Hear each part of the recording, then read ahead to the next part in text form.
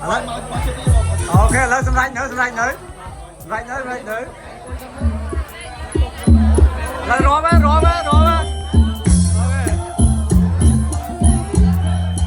hoàng ngôi ôi về ok.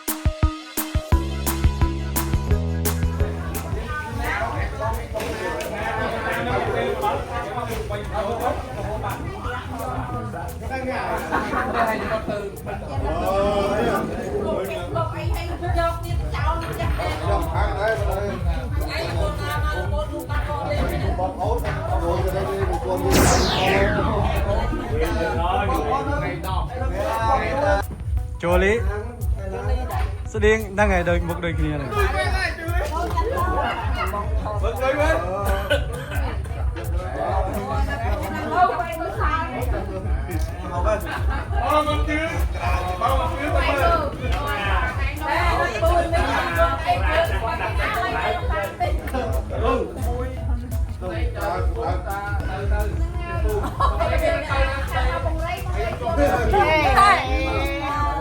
alo mau bên khơi ông Quang á. Mình lên chặt buông ngọt.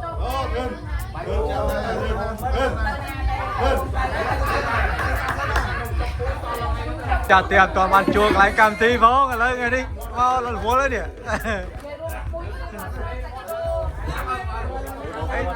Thằng ơi bọn mà chung kia ngày nay bọn mình là vô đi trong lại rồi